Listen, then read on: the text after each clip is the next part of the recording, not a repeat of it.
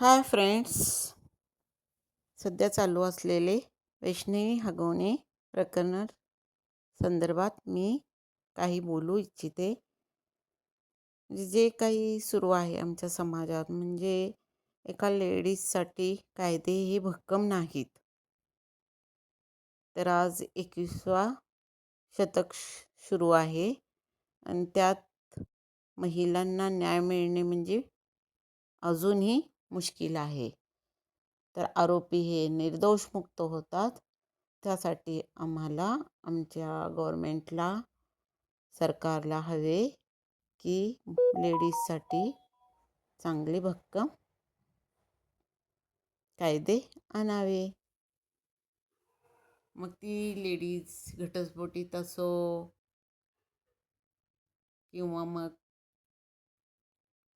विधवा असो, एवढी म्हणजे जगणे मुश्किल करते समाज.